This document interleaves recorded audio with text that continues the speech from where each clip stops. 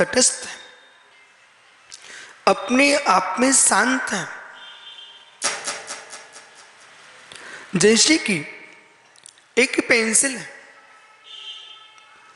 इसके बारे में औरंगाबाद वाले सोचते हैं मैं भजन लिख लूं, तो हेमंत पाटनी पंडित सोचता है मैं अपने पंचकर्णक के हिसाब किताब लिख लूंगा इससे। तो मित्र शैलू वाले सोचते हैं मैं अपने कारखाने का हिसाब किताब लिख लूंगा। ज्ञानियों भिलाई वाले डॉक्टर साहब सोच रहे मैं अपनी डॉक्टरी का पर्चा बना दूंगा इस कलम से। जबकि धर्मेंद्र भाई सोच रहा है मैं अपने मित्रों को पत्र लिख दूंगा। अमित गति गया कह रहा है मैं अपनी ससुराल के पत्र लिख के भेजूंगा इस पेन से लिख करके। जबकि मित्र पेंसिल ललित भैया कुछ भी नहीं बोल रही है, तटस्थ है, परंतु इस पेंसिल को देखने वालों ने कितने प्रकार का विचार किया, सत्य है कि नहीं आसिफ भैया? जितने प्रकार का विचार किया सत्य है कि नहीं? इतने प्रकार की पेंसिल है, ये बही खाते के काम में आती है कि पत्र के काम में आती है कि जिनमानी लिखने के काम में आती है, किस काम में आती है? पेंसिल तटस्थ है।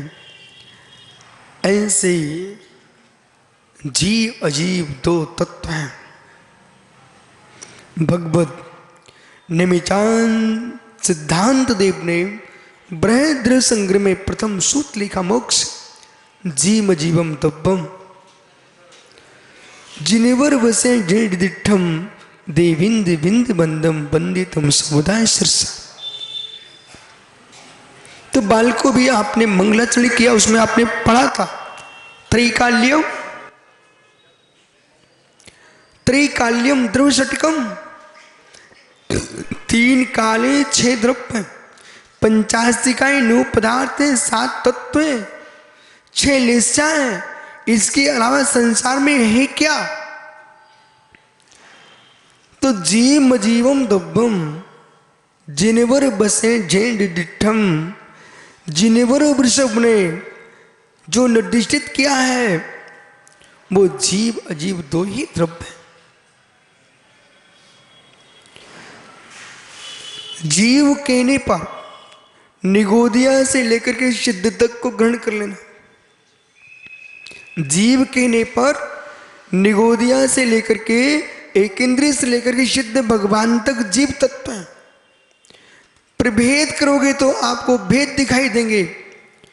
कभी आपको त्रस दिखेगा, स्थावर दिखेगा, एक इंद्रिय दिखेगा, 2 इंद्रिय, 3 इंद्रिय, 4 इंद्रिय, 5 इंद्रिय दिखेगा। उनमें फिर संगी दिखेंगे, असंगी दिखेंगे। मित्र जलचर अलग होंगे, नवचर अलग होंगे, थलचर अलग होंगे, पर्याप्त होंगे, अपर्याप्त होंगे, गुणस्थान से युक्त होंगे, मार्गदर्शन से होंगे, पर्याप्ति से युक्त होंगे, प्राण से युक्त होंगे। जीव अनंत प्रकार के होंगे। ओहो प्रत्येक बेटा देख इस जगती पर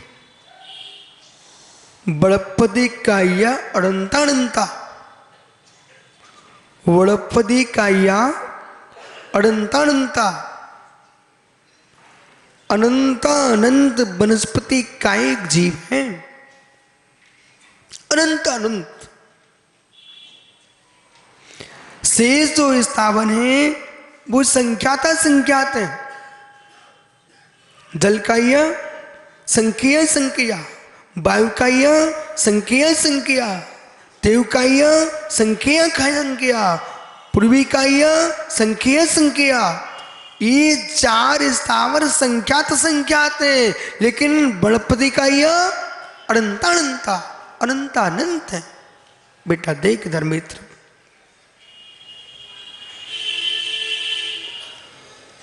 विशाल जीव समुद्र में तुम अकेले खड़े हो। यहां पर सुबह से आप बेटा मेरे साथ फल्गु नदी गए थे, वह नाले का जो पानी बह रहा था वो भी तुमने देखा,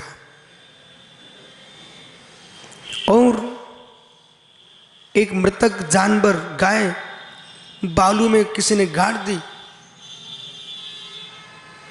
उसको श्वान खींच रहे थे, वो भी देखा। नदी में शैवाल था, नदी में बेटा कितनी घास थी किनारों पर, नदी में ये भी देखा अकौवे के पौधे लगे हुए थे, बहुत लगे हुए थे। इन सबको देखिए, कोई तोड़ के खींच रहा है, कोई चबा रहा है, एक गाय मरी पड़ी हुई है, एक श्वान चबा रहा है। इस सब अवस्थाओं को देख करके आप सोचिए मां किस स्थान पर। विश्व की विडंबना को देखते ही जीव को बोध हो जाएगा, मैं विश्व के सर्वोत्तम स्थान पर खड़ा हूं, जहां धर्म के नाम पर जीवों की आहुति दी जाती हो, उन्हें बोध ही नहीं है सत्य का, भूतार धर्म है क्या। वहां बेटा आप सोचो, मेरे हाथों से जिनाभिषेक होता है, किसी जीव पर छुरी नहीं चलती। ऐसी अवस्था में चिंतन करने वालों ने क्या किया, बालक जितने तेरे मित्र हैं उन सबसे कहना मुस्कुरा करके कि ज्ञानी अभी तक हम यही सोचते थे प्रभु के मंदिर में आकर हम नृत्य कर रहे कि हम मात मनोरंजन कर रहे, गुरुजी की अगवानी में हम बच्चे नाच रहे थे तो मनोरंजन कर रहे हैं। नहीं बेटा, हे मंद भैया, इन बच्चों की पीठ ठोक देना जब ये नाचते मंदिर में मिल जाए भगवान के द्वारे पर, तब इसलिए नाच रहे थे कि ये कह रहे थे हे नाथ, अड़ंता अड़ंता वनस्पति काय से निकल करके मैं मनुष्य बन के आपके द्वारे पर खड़ा हूं, उसकी मुस्कुराहट मेरी चल रही है।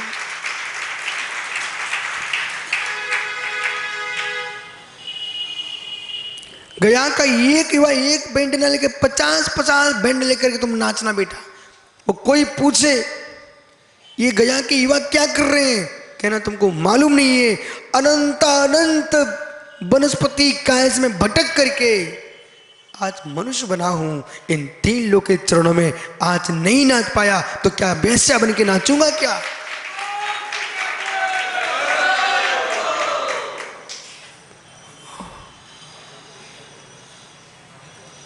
मुस्कुरा के नाचना, लेकिन किसी को रिझाने के लिए मत नाचना।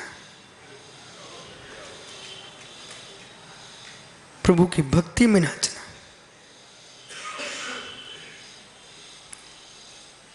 दो तत्वों पर कितना विचार किया है, दो तत्वों का विचार 363 मिथ्या मत खड़े हो गए।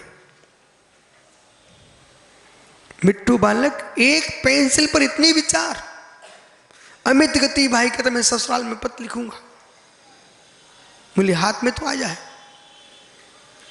कोई कहता मैं बही खाता लिखूंगा, कोई कहता मैं जिनमानी लिखूंगा, पेंसिल अपने आप में मौन है। इसी प्रकार से जीव भी मूक है, विषय समझना। बोला जीव द्रव मौन है। ओह, ये तो अभी तक नहीं सुना, अभी तक नहीं सुना इसलिए तो यहां भटक रहे हो। प्रदीप भैया जीव द्रव मौन है, अजीब द्रव मौन है। जीव द्रव्य मौन है। जितने मुनिराजे ध्यान दो, जीव द्रव्य के मौन स्वरूप की सिद्धि के लिए मुनि बनना पड़ता है। जीव द्रव्य के हेमंत पंडित जी ज्ञानी दूसरी वाचना चल रही है, और दूसरी वाचना में तो बहुत ऊंचा पंडित हो जाना चाहिए आपको कि जहां खड़े हो जाओ आप। हजारीबाग में बोले पूरी समाज मुस्कुरा रही थी वहां पर, अब जहां खड़े हो जाए गया समाज आपको आगे क्यों कर देती है, बोले मेरा पंडित उनकी सीना चौड़ा हो जाता है।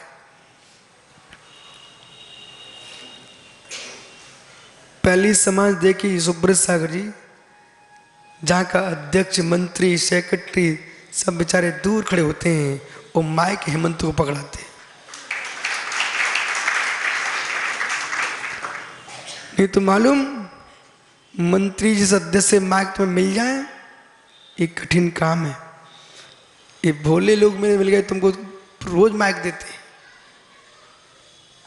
इसलिए उनका भी नाम बुला लिया कर भाई। हेमंत भैया, जीव द्रव्य मौन है, जीव का स्वभाव मौन ही है।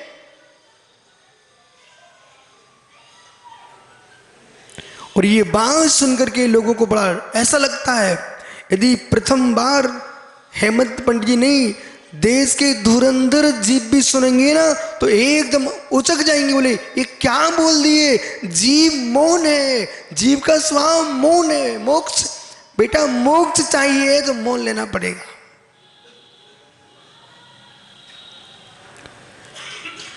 जो बोलता है वो अजीब भी नहीं है, जो बोलता है वो जीव भी नहीं है। तो आप कहो ना गुरुजी आप शब्द बोल रहे हो, फिर क्या ये नाटक। अरे मित्र, यही तो मैं सुनना चाहता, तुम बोलो तो कुछ। मोहित, शरीर बांग बना प्राणापान पुद्गला नाम, शरीर वचन मन ये पुद्गल का उपकार है जीव के लिए। और सद्दो बंधु सुमो थूलो संतान भीतम छाया, उज्ज्वला दबसैया पुग्गल दब्बस पज्जाया। बालक, आपने मंगलाचरण याद किया है, अपने डॉक्टर साहब से, पिताजी माँ से कह देना मुझे बृहद द्रव्य संग्रह कंठस्थ करा दो। वो अब की बार आना तो द्रव्य संग्रह सुनाना।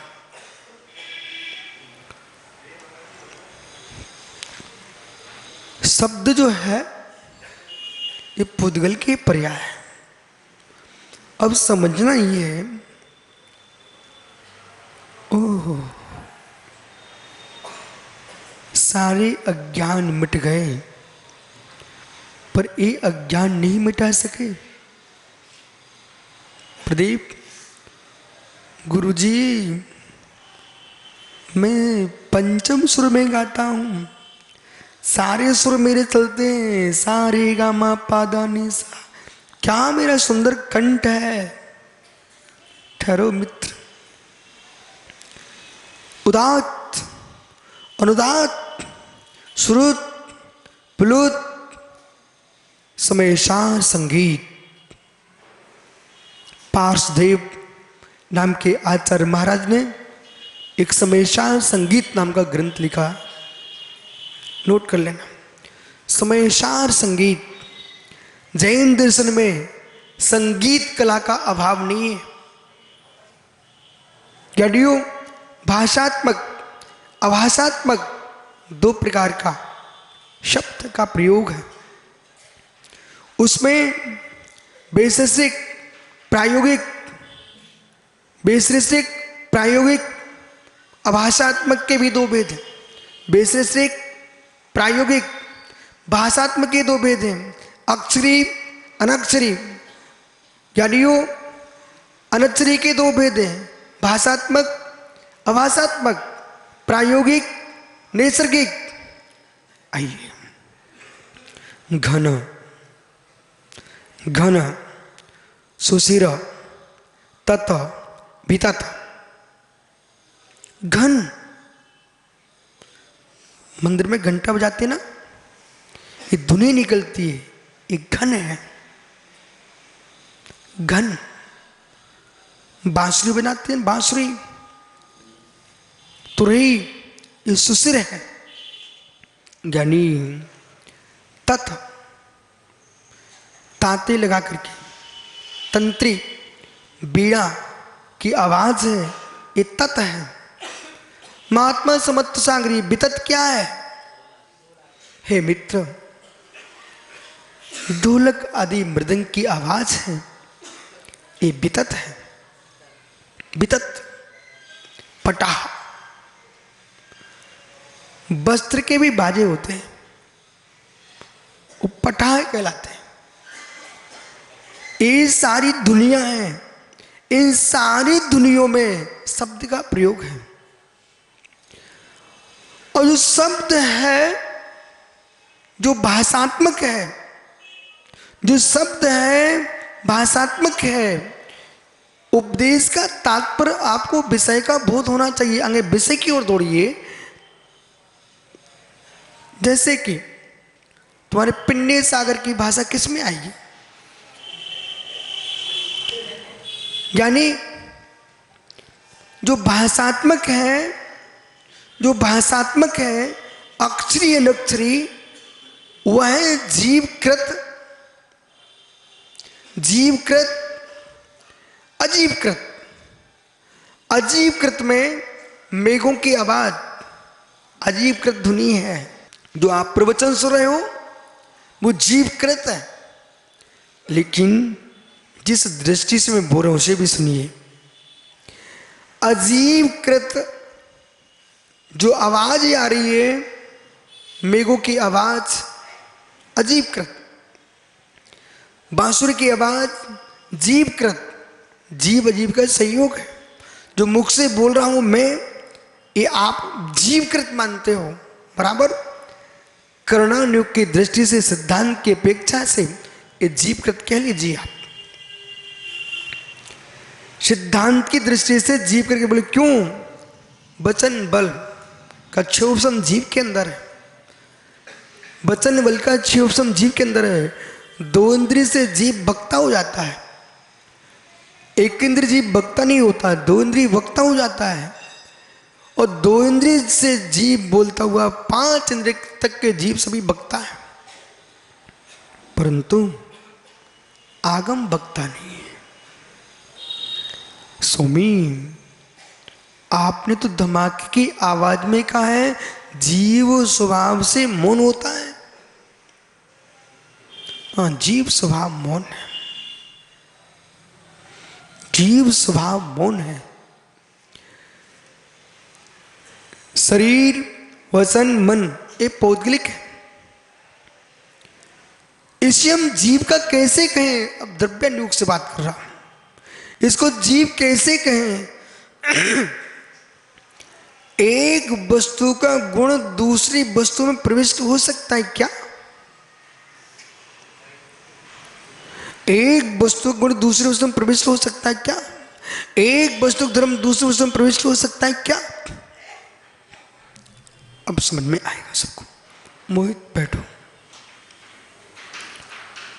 जितने संगीतकार हैं, गीतकार हैं, प्रवचनकार हैं, भजनकार हैं, उन सबको आज मेरी बात भी सुन लेना चाहिए।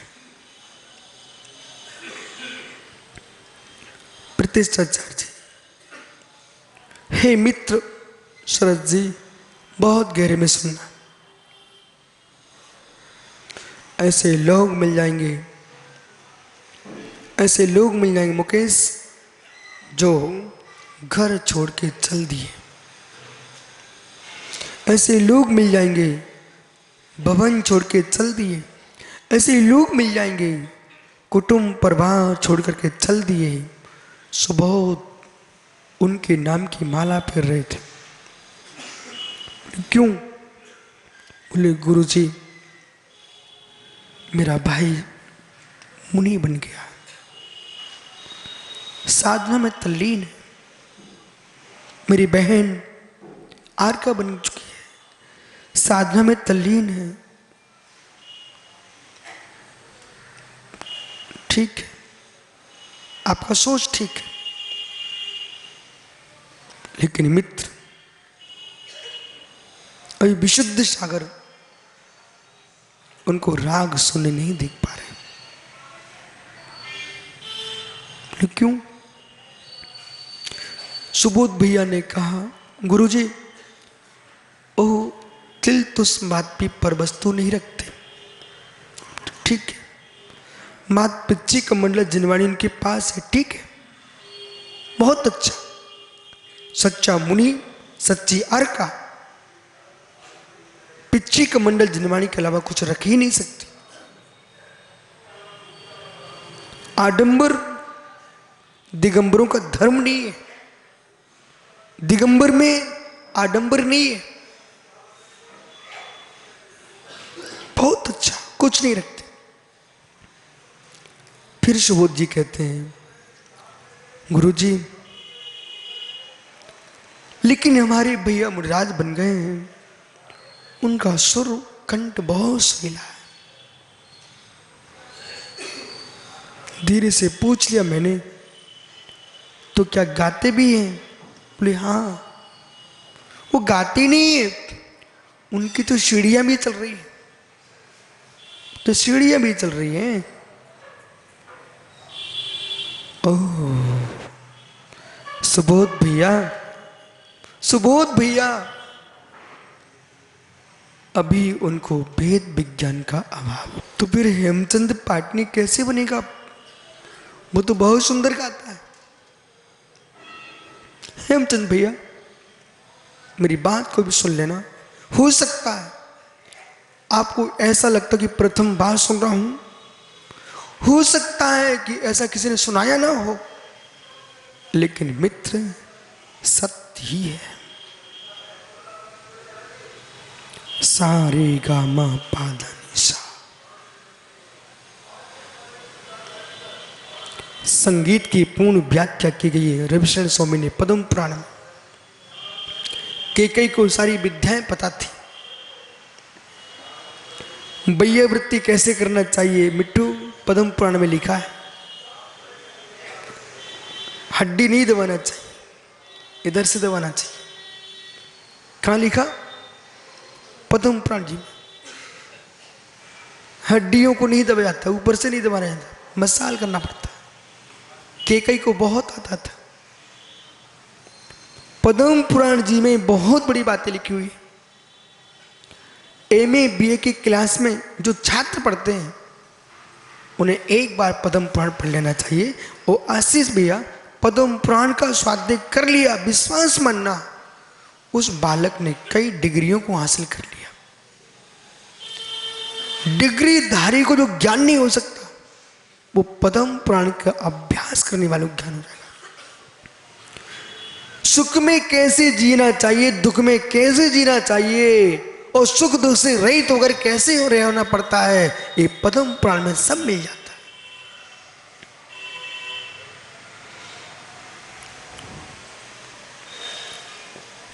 शास्त्रों का ज्ञान हो देखना। जीन अध्यात्म और जगत के अध्यात्म, कुछ अध्यात्मवादी हारमोनियम लिए बैठे मिल जाएंगे आपको, तबला बजाते मिल जाएंगे आपको। हे ज्ञानी, आपको मालूम ही नहीं था कि राग कितना प्रचंड होता है। संगीत के राग ने बादलों को बरसा दिया, संगीत के राग ने दीपक जला दिया। क्या तानसेन का नाम नहीं सुना? इस शब्द में मंत्रों के नाद से व्यक्ति का सीना फट जाता है। मंत्रों के नाद से आश्चर्यकारी कार्य हो जाते हैं। परंतु ये सब नहीं है अध्यात्म, परंतु ये सब नहीं है अध्यात्म। बोले क्यों? जैसे कहा कि मैं सुंदर गाना जानता हूं, कंठ सुरीला है मित्र, जीव और पुद्गल कर्म, जीव के कर्म के सापेक्षता की दशा में जीव बोलता है। कर्म शून्य जीव के कौन से शब्द वर्गणाएं? जहां कर्म बंध का अभाव है, वह शब्द का भी अभाव है। ओहो ऋषिमरूम गंधम अवतवं चेतना गुणेम सद्धम जानिलिंग गेडम जीमडिक्षण ठाडम। अध्यात्म बोल रहा है। ओ ज्ञानी, सुबोध भैया सब कुछ छोड़ने के बाद मात्र संगीत करते हैं, संगीत करते हैं। गाने बजाने वाले जीव से मिलना, जब माइक पर मौका ना मिले तो संसार का सबसे बड़ा कष्ट उससे ही होता है। सुंदर गाते बनता हो और ललित छावड़ा धीरे से खींच ले माइक, छावड़ा है सेठी, माइक खींच ले और जाए के हेमंत का माइक सुबोध को दे दे। उसी क्षण हेमंत भैया मुस्कुराते तो मिलोगे पर खुश नहीं मिलोगे। हे मित्र, घर संपत्ति छोड़ने के साथ इमराज बनने के पहले बोलने का राग का भी प्रतिज्ञान कर देना। उपदेश देना पड़े तो कर्तव्य मान के देना, व्यसन मान के मत देना। प्रवचन करने का पुण्य सागर जी बेटा मात्र कर्तव्य सीखना, व्यसन मत सीख लेना। वो व्यसन लग गया तो जहां माइक नहीं मिलेगा आंखों में आंसू टपकेंगे। मुझे जगते को कल्याण हेतु उपदेश देना पड़े ऐसा तो चिंतन कर लेना, लेकिन उपदेश देने को नहीं मिले तो ये मत सोचना कि मेरे जैसा प्रवक्ता मौन बेटा है जो कुछ भी नहीं जानते उनसे बातें करवा रहे हो।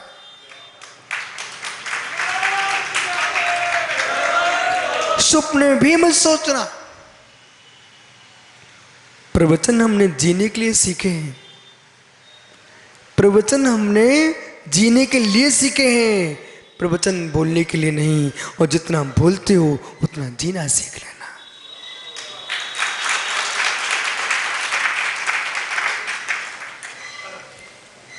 जितना बोलते हो जीना सीख लेना, अन्यथा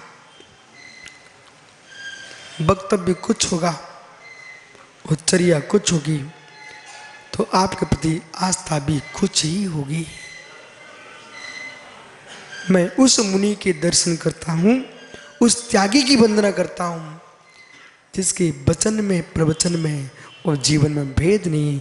ऐसे मुनि को खोटे खोटे प्रणाम।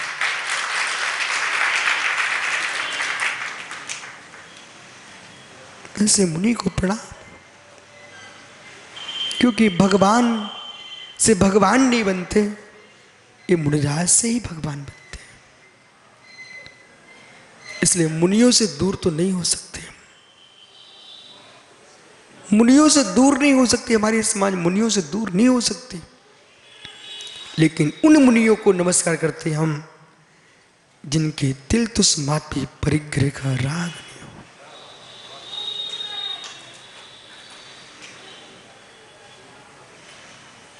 शब्द से बंध गए यदि, निखिल खड़े हो जाओ। तत्ता सुत का सूत सुनाइए बेटा, जोर से बोलिए। जिसमें पुद्गल द्रव्य की 10 पर्याय गिनाई गई हैं।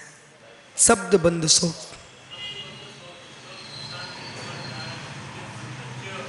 ठीक, बैठ जाओ। ज्ञानी द्रव्य संग्रह पढ़ा है, खड़े हो जाओ। गाथा सुनाइए 10वीं। आशी, हार्दिक, सौरभ बहुत ज्ञानी जीव है, पहले ही मना कर दो, क्योंकि उसे पता था आप गाथा नहीं पूछेंगे, अर्थ पूछेंगे। ये किसके भेद है? ये गाथा डॉक्टर साहब कहने को इन लोगों ने धीरे से बोल दिया, पुद्गल के भेद है। इस गाथा में यदि मतार्थ, न्यायार्थ, भावार्थ, आगमा, सिद्धांत देखते हैं, बहुत बड़ा न्याय शास्त्र। हमने शब्द को पुद्गल की पर्याय में रख दिया है। हमने शब्द को आकाश का धर्म नहीं कहा, शब्द को आकाश का धर्म नहीं कहा है, शब्द पुद्गल की पर्याय है। बालक, माँ से कहना माँ प्रेम से बात करना, मुझे डांटना मत। बोले पंचम काल के शरीर कमजोर है, अपने नाना से पूछ लेना। लंबी आवाज सुनकर के भी आदमी की मृत्यु हो जाती है। ये पौद्गलिक है।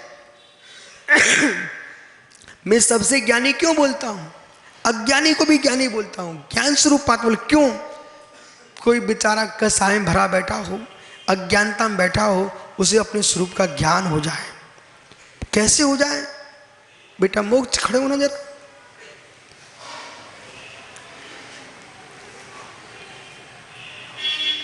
सुनो,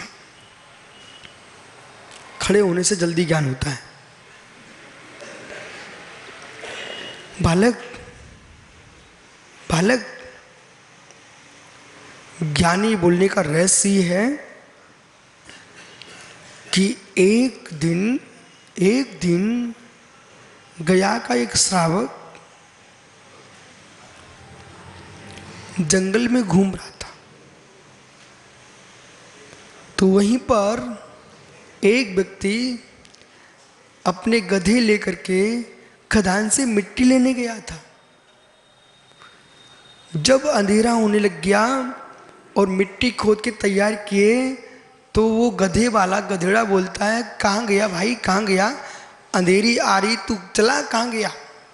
और जोर से चिल्ला रहा था। ने कान पकड़ा सीधा, किसका? शेर का। और कान शेर का पकड़ करके ले चला, और एक हंटर और मार दिया। अब शेर ऐसे हो गया। बोले मालूम क्यों? बोले मुझे अंधेरी ने पकड़ लिया, अंधेरी ने पकड़ लिया। बेचारा शेर अपने शेर पने को भूल गया और गधों के बीच में मिट्टी ढोना शुरू कर दिया। बोलो बेटा, मुझ शेर ने क्या किया? अपनी सिंह मृत्यु को भूल करके गधों के बीच में मिट्टी ढोने लग गया। और कुंभकार अब तो मिट्टी लाता रोज और कान पकड़ के ले जाता।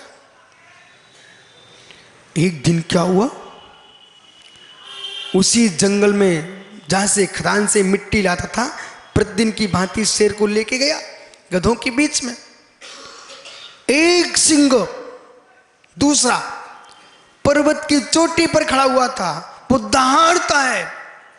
जैसे ही दहाड़ा, गधा ने सोचा अरे मैं गधा थोड़ी हूं, गधा ने सोचा मैं गधा थोड़ी हूं। कौन से गधे ने? तो शेर गधा बना बैठा था। उसने जैसी आवाज को सुना कि ओ आवाज सुनते ही, दहाड़ सुनते वो दहाड़ पड़ा। कौन? जो गधेड़े के बीच साथ रहता था। जैसे सिंह को बोध हुआ अरे मैं शेर हूं, कहां गधे के बीच में, और एकदम जैसे सिंह दहाड़ा, सारे गधे भग गए और गधे वाला भी भग गया। ऐसे ज्ञानियों, ये बेचारे बेचारे, अब समझ में क्या हो रहा हूं, बेचारे बेचारे, समझ में क्या हो रहा हूं, बेचारे बेचारे अज्ञानियों के बीच में अपने आप को अज्ञानी मार रहे। मैं आपको ज्ञानी कह रहा हूं, अरे मत गधे बनो, शेर हो।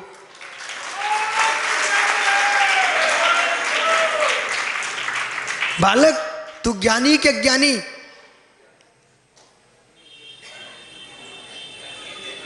बालक, ज्ञानी के अज्ञानी? ये कौन बैठा तेरा? ये कौन है? हैं? ये हाँ, नाना है। उनके बगल में पापा है। उनके बगल में भाई है। ये तुम जानते हो? हाँ। कैसे जाना? ये तेरे नाना है, तेरे पिताजी, तेरा भाई है, कैसे जाना आपने? ज्ञान से जाना। तो तुम ज्ञानी हो कि नहीं?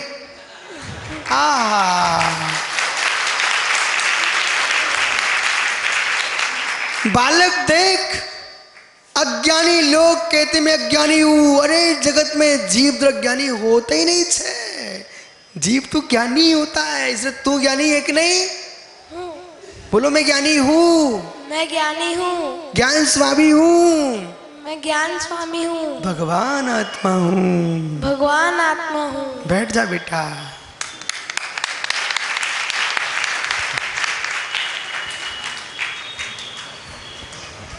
सुब्रत सागर देखना, इनका ज्योतिष 3 खड़े हैं। ऐसे दीक्षार्थी होते हैं। बालक समझ, कुंडली दिखाने वाले जोशी को पास जाओ तो सोमसार को ऐसे यूं करना पड़ेगा। बिना कुंडली के पूरा ज्योतिष दिखता है।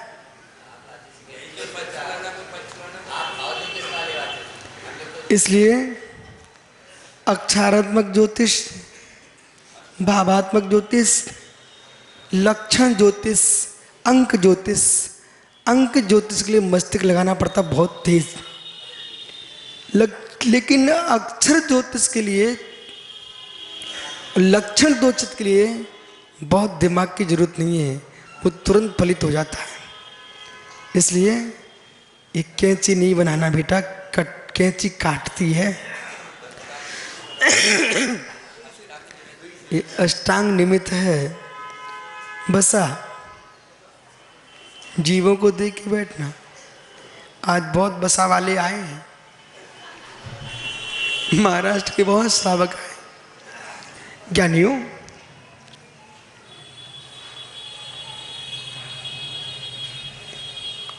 कहाँ हूं?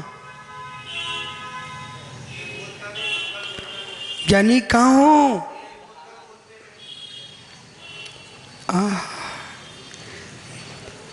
इतने तल्लीन मत हो जाना शेर की बात में, अपने विषय पे आइए। पुद्गल जो है आवाज है, जीव है, आवाज है। शुद्ध पुद्गल परमाणु अशब्द है। शुद्ध पुद्गल अशब्द है, शुद्ध जीव अशब्द है। जो बोल रहा है वो जीव पुद्गल की मिश्र धारा है। जो मैं बोल रहा हूं, आप बोल रहे हो, सुन रहे हो, ये जीव पुद्गल की मिश्र धारा है। शुद्ध परमाणु अशब्द है और शुद्ध जीव अशब्द है। जब अशब्द है, अशब्द है, हेमंत भैया कितनी गंभीर गहरे अध्यात्म में प्रवेश करना पड़ेगा। आपने कहा एक केस मेरे नहीं है, उखाड़ के फेंक दिए। वस्त्र मेरे नहीं है, उतार के फेंक दिए। परिवार मेरा नहीं है, छोड़ के चल दिए। जो तुम्हारे कंठ में वाणी गूंज रही है, उस वाणी में तुम्हें राग आ गया। ओ मैं कितना सुंदर प्रवचन करता हूं, मैं कितना सुंदर गाना गाता हूं, मैं कितना सुंदर संगीत करता हूं। ए मित्र, ये भी पर वस्तु का राग है, निज का राग नहीं है। समझ में आ रहा है? शब्द जो है ये पुद्गल की पर्या है, जीव का धर्म, जीव का धर्म नहीं है। ऐसे शब्द में भी राग उत्पन्न हो रहा है। मोक्ष से रहित रह जाओगे, मोक्ष से रहित हो जाओगे, मोक्ष से रहित हो जाओगे, लटक जाओगे। विश्वास मानिए।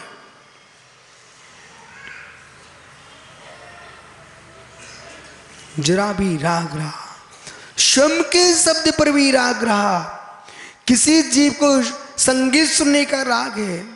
महात्मा भोले जी आज के युग में तो व्यक्ति के हाथ पर 5 इंद्रिय के विषय रखे हैं, उसका नाम मोबाइल की डिबिया है। बराबर जो कुछ तुम्हें देखना सब देख लेते हो।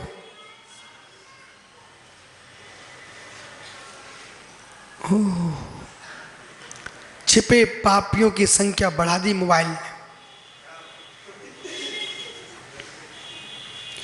बेईमान पापियों की संख्या बढ़ा दी मोबाइल ने। महात्मा प्रणीत सागर जी बेईमान पापियों की संख्या बढ़ा दी मोबाइल ने।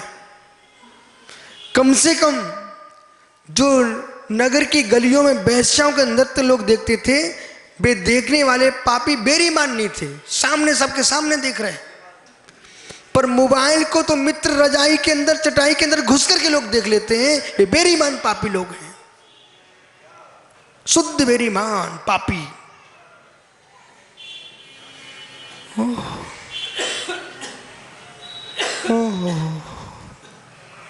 मोबाइल में हर प्रकार की वस्तुएं आ रही हैं। मिट्टू बराबर है कि नहीं? जो कहीं तुम बटन चटकाओ, प्रतीक बेही चित्र सामने आ जाते हैं मोबाइल में। ओह,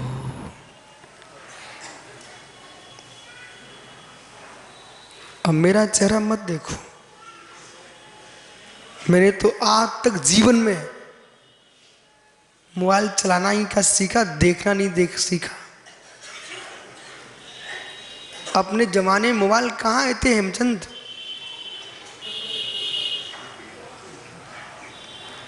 इन्हीं के भिलाई में मैं बिहार कर रहा था पहली बार रायपुर में। तो पहली बार रायपुर के बीच में बिहार चल रहा था। इन्हीं ज्ञानी ने बोले महाराज किसी से बात करते, ये बात कैसी हो रही है? चलते चलते बोले महाराज जी ये आ गया आजकल मोबाइल आ गया। पहली बार भैया ये तुम्हारे ज्ञानी डॉक्टर साहब, उनकी ऐसी बात बोले महाराज जी इससे कहीं भी बात कर लो। तब मुझे मालूम चला कि एक यंत्र और आ गया। एक सुधीर बाकलीवाल आपके रायपुर वाले, वो भी लिए थे। विश्वास मानिए, साधना से प्रीति है तो मोबाइल से प्रीति लोगों को आज ही छोड़ देना चाहिए। और जिन जीवों को, त्यागी वृंदों को, ब्रह्मचारियों को, योगियों को साधना से दोष बुद्धि हो, वे मोबाइल कभी ना छोड़े, कभी ना छोड़े। 100% साधना भंग होती है, 100%।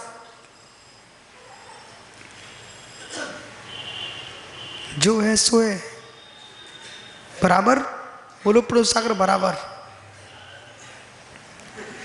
जो साधक इन क्रियाओं में तल्लीन होगा बेटा, वो जीव बेईमान पापी है, ईमानदार पापी भी नहीं बन पाया बेचारा।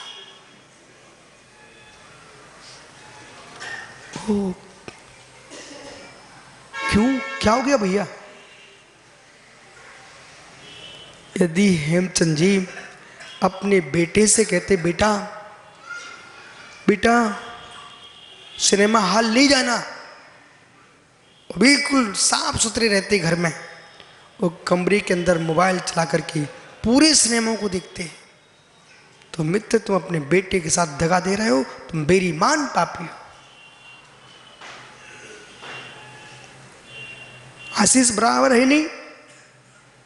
ये कोई सत्य को सुनना पड़ेगा। निमंत्रण देने आप ही लोग गए थे, मैंने नहीं कहा था बुलाओ, आप बुलाते तो सुनना पड़ता।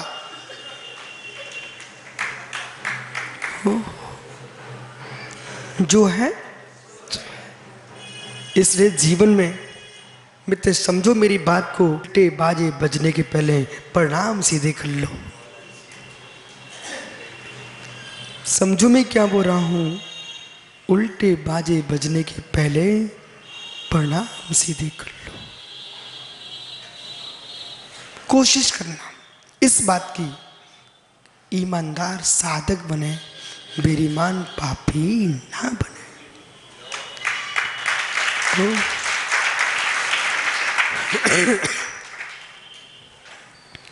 धर्मेंद्र क्या सोच रहे हो?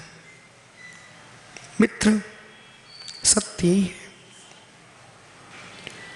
फंदे पर बेट टंगते हैं उन्हें टांगा जाता है, जो मोक्ष मार्ग से दूर हो जाते हैं।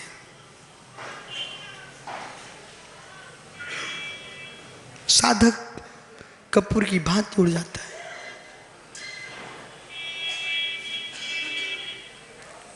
आत्मा मौन स्वामी है। समझ में आया? बोला आत्मा, हाँ ये सबको समझ में आ रहा था। और जैसे मोबाइल का नाम लिया सबके चेहरे फीके पड़ गए। आत्मा मौन स्वामी है। अर्श अरु अगंध अवक्तव्य, ये जीव का स्वभाव है। अलंग ग्रहण जीव का स्वभाव है। कम से कम जीवन में एक बार अलंग ग्रहण ग्रंथि पर लीजिए मित्र। ये जीव का स्वभाव है। शुद्ध आत्मा यानी सिद्ध परमात्मा बोलते नहीं है। जब तक जीव बोलता है तब तक अशुद्ध रहता है। किसी कुछ कहना क्या? गदिया पुत्र बेटा, जब तक जीव बोलता है तब तक अशुद्ध रहता है। 13वें गुणस्थान तक भगवान की दिव्य धुनी गिरती है। जब दिव्य धुनी गिरते बेबी अशुद्ध है। जैसे योग का निरोध होता है 14वें गुणस्थान में प्रवेश करता है जीव, 5 ह्रस्व उच्चारण अक्षर के मात में मोक्ष हो जाता है। शुद्ध आत्मा कभी नहीं बोलती है। शुद्ध आत्मा बोलती नहीं। इसलिए यदि प्रदीप भैया कोई मुमुक्षु भाई कहे मैं त्रैकालिक शुद्ध हूं, आप धीरे से कहना ज्ञानी शुद्ध आत्मा बोलती नहीं छे। शुद्ध आत्मा अशब्द भूत है और तुम बोल रहे हो, इसका मतलब तुम शुद्ध हो ही नहीं हो। बराबर? शुद्ध आत्मा में शब्द नहीं है और शब्द बोलने वाली आत्मा शुद्ध नहीं है।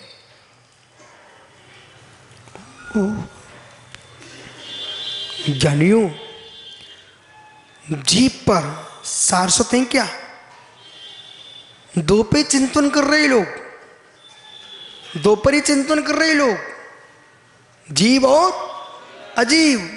उसी में कोई तत् सत्य, कोई असत, कोई यानी नाना प्रकार के विचार बना बना कर उपस्थित कर रहे हैं, लेकिन वस्तु अपने आप में मौन है। बोलने वाले मिस्री हैं, बोलने वाले मिश्र हैं, जो स्वभाव है वो तटस्थ है। ज्ञानियों, नए नए दर्शन बनाने की भूख, नए नए दर्शन बनाने की भूख उन्हीं के मस्तिष्क में होती है जिनके अहंकार की भूख। नवीन नवीन डायरी पर लिख लो भाई विपुल, पेन न हो तो सुप्रसाद से व्यवहार में ले जाओ, ले जाओ भाई ले जाओ, क्योंकि तुम तो गरीब आदमी हो, वे तुम्हें दान कर देंगे, ले जाओ पेन एक, नहीं तो लिखो फिर। नवीन पंथ बनाने के भूखे वे होते हैं जो अहंकार के भूखे होते हैं। जो अहंकार की भूख जिनकी मुट जाती है वे पंथ नहीं बनाते, वे मोक्ष पथ पर चलते हैं। जितने लोग नवीन पंथ बना रहे हैं, चाहे संत के रूप में चाहे श्रावक के रूप में, जो नवीन पंथ बनाने के भाव रखते हैं वे शुद्ध अहंकार के भूखे लोग हैं। इनको मोक्ष मिलने वाला नहीं है। मोक्ष तभी मिलेगा जब अहंकार की भूख मिट जाएगी। चाहे पुराने पंथ हो चाहे नए पंथ हो, विशुद्ध सागर पंथों को नमस्कार करते नहीं, हम दिगंबरत्व को नमस्कार करते हैं। मैं पंथों का पुजारी नहीं हूं। सम्यक दर्शन ज्ञान चारित्राणि मोक्ष मार्ग, मैं इस मार्ग को मानने वाला हूं। इस मार्ग पर चलते जो दिखते हैं उनसे मिल लेता हूं, और मिलने पर भी जब नहीं दिखता है तो धीरे से खिसक लेता। विरोध किसी का नहीं, सपोर्ट किसी का नहीं, विरोध किसी का नहीं, सपोर्ट किसी का नहीं। पक्ष मेरा अरहंत देव का मार्ग है। इतना सत्य जीवन नहीं जियोगे और सत्य उपदेश नहीं करोगे तो मित्र विश्वास मानना, अन्यथा हमारा धर्म और समाज नीचे की ओर हो जाएगी। इसलिए श्रेष्ठ वक्ताओं को, श्रेष्ठ गुरुओं को मुख खोल करके स्पष्ट बोलना चाहिए। सत्य मार्ग जिन वाणी का मार्ग है, मन वाणी का मार्ग नहीं है।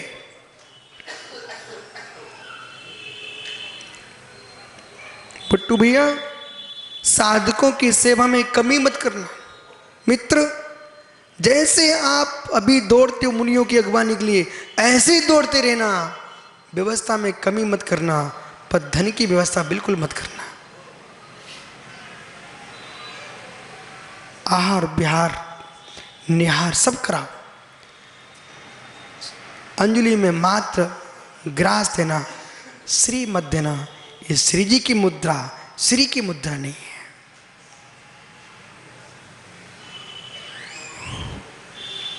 जिसे प्राप्त करना चाहते हो वो परम तत्व मोक्ष है।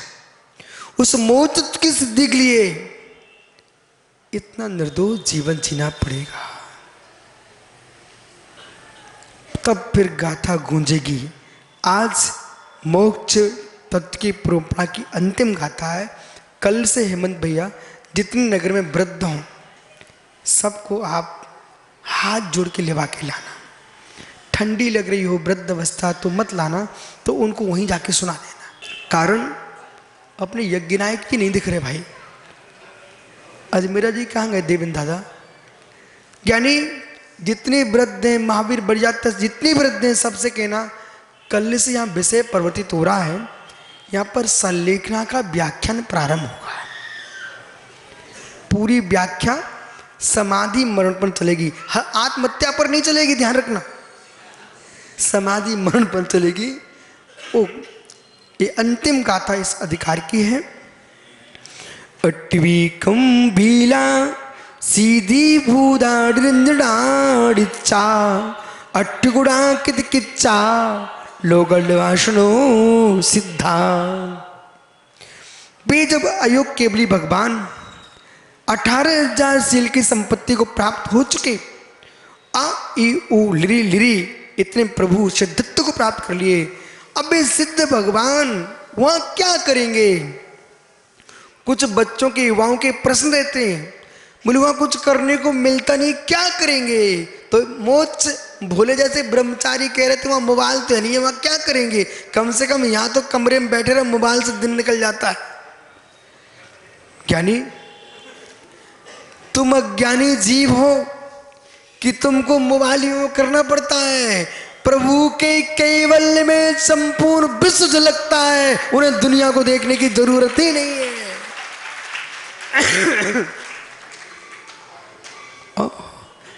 केवल ज्ञान की ज्योति से ज्योतिर्मय है वो। अट्वी कंबीला 8 प्रकार के कर्म जिनके विगलित हो चुके हैं। जो 8 कर्म ज्ञानावरणी, दर्शनमी, वेदनी, मोहिनी, आयु, नाम, गोत, अंतराय, ये 8 कर्म समाप्त हो गए। तो 8 कर्म समाप्त हुए हैं तो 8 गुण प्रकट हो गए। जैसे कोई कह सकता है ये कैसे गुण प्रकट हो गए? क्या नहीं? संयम के पिताजी कभी घर में कच्चा आम आया? घर में कच्चा आम आया? आया? मित्र, कभी घर में आपने आम को पकाया? नहीं पकाया? तो ललित को खड़ा करो यदि उन्होंने पकाया हो तो। भैया पकाया? तो ये संयम के पप्पा को समझा दो कैसे पकाया। बहुत बड़े क्या? भूसे में दबा दिया, गेहूं में दबा दिया, पेपर में दबा दिया। अच्छा यानी आप तो ये बताओ ललित भैया कि जब आपने कच्चा आम उसमें डाला था भूसे के अंदर, तब रंग कैसा था? हरा रंग था। जब डाला था हरा था, जब निकाला पीला हो गया। ओ गजब। तो ये बताइए ये हरा रंग कहां चला गया और पीला रंग किस में आया? इनको समझाओ भैया को। ललित भैया, सेठी जी, इन्हें ही बात नहीं समझाना है, ये देश के प्रत्येक व्यक्ति को समझाना है कि आम वही है, पीला हुआ है। कब पीला हुआ? कब? जब हरा निकल गया, ऐसे ज्ञानियों आत्मा काले कर्मों से रहित हो जाती है तो 8 गुणों को प्राप्त हो जाती है, आत्मा वही रहती है। विराजो। लोग कहते हैं अमृत गति मोक्ष की व्याख्या बहुत कठिन है, सिद्धांत बहुत कठिन है, मुझे तो बहुत सरल लगते हैं, कितनी जल्दी समझ में आएगा सबको। इसलिए आत्मा मोक्ष जाने पर गुणहीन नहीं हो जाती है। वो निर्गुण नहीं आ रहे, भजन नहीं चलता हमारे यहाँ, 8 कर्म से रहित होती है